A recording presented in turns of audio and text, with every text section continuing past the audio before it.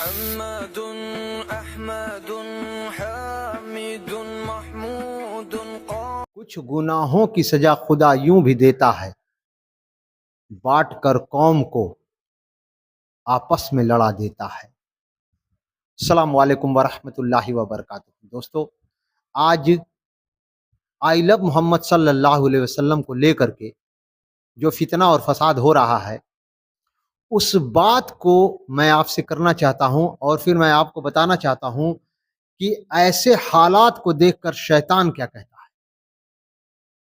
شیطان اللہ سے گزارش کرتا ہے کہ اے خدا، تو نے ایسے انسانوں کے لیے مجھے جنت سے نکالا، میرے مقابلے میں ایسے انسان کو تو نے کیا جو میری ایک چال کو نہیں سمجھتے۔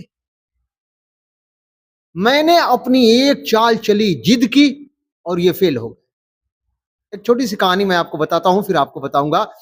شیطان اپنے شیطانوں سے جب وہ اپنا کام کر کے آتے تھے تو بیٹھ کر ان سے پوچھتا تھا کہ آج تم نے کیا کیا، آج تم نے کیا کیا۔ ایک شیطان نے بتایا کہ حضور، میں ایک مٹھائی کی دکان پر گیا، وہاں کڑھائی میں سے نکال کر دیوار پر سیرا لگا دیا۔ میں نے سیرا لگایا، وہاں مکھی آ گئی، مکھی آ گئی، چھپکلی آ گئی، اور چھپکلی آ گئی تو وہی دکاندار کا جو بلی پالی ہوئی تھی اس نے چھپکلی کے اوپر کودا، اور بلی کہاں گئی؟ کڑھائی میں گئی۔ وہ کڑھائی جو ہے، اس دکاندار کے پاس ایک گراہک آیا تھا سامان لینے کے لیے، وہ اس کا سیرا اس دکاندار کو پڑا، اور پھر جم کر دکاندار اور گراہک میں مار ہوا۔ اس پر شیطان نے مسکراتے ہوئے کہا، ان سب کی ذمہ داری تیری ہے، تو نے ہی یہ کرایا۔ اس نے مسکراتے ہوئے کہا کہ حضور، میں نے تو صرف سیرا لگایا، باقی تو یہ پھنسنے والے مسلمان۔ بات میں آگے کروں گا۔ ضد کی کہ آج مسلمانوں نے یہ ضد کر لیا کہ میں محمد صلی اللہ علیہ وسلم لکھوں گا، اپنے سینے پر لکھوں گا، پوسٹر پہ لکھوں گا، گھر پہ لکھوں گا، اور دیوار پر لکھوں گا۔ انہوں نے اس ضد یعنی شیطان کے ضد میں پھنس کر کے کیسے اپنے آپ کو تباہ کر لیا، آئیے میں بتاتا ہوں۔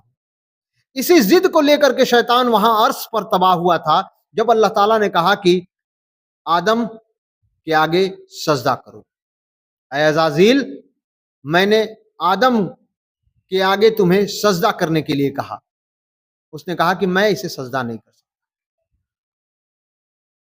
کہا میں اس سے برتر ہوں، اس سے بہتر ہوں، میں اسے سجدہ نہیں کر سکتا، میں آگ سے بنا ہوں، یہ مٹی سے بنا ہے۔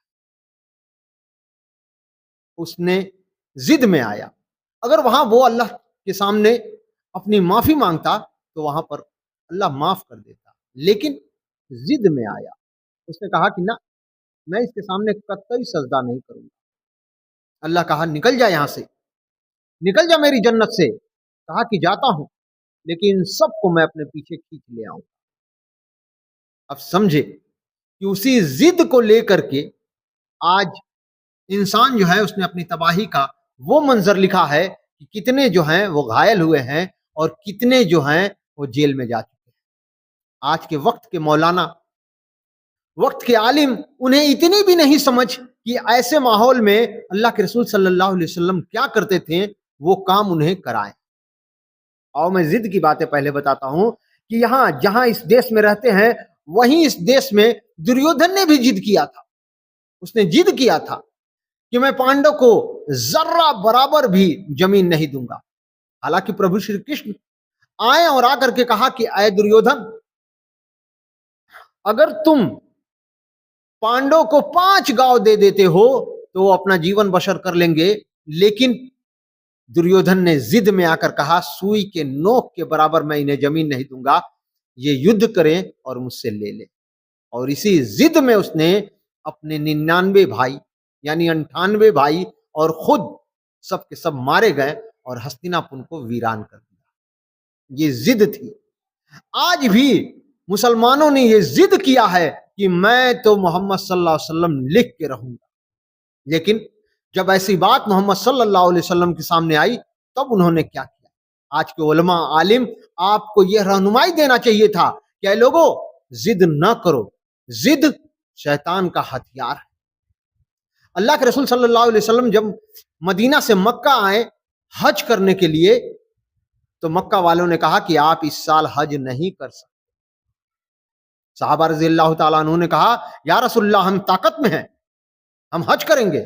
اللہ کے رسول نے کہا نہ، یہ ضد ہو چکا ہے، چاہے وہ کفار مکہ نے ضد کیا ہے، چاہے ہم نے ضد کیا ہے، ضد جہاں آ گئی وہاں شیطان کا دخل ہو جاتا ہے۔ اب تو میں اس سال نہیں کروں گا۔ ضد ان کی اتنی تھی کہ انہوں نے جو معاہدہ لکھوایا وہ کتنی بڑی معاہدہ ہے اسے آپ ذرا سا سنیں۔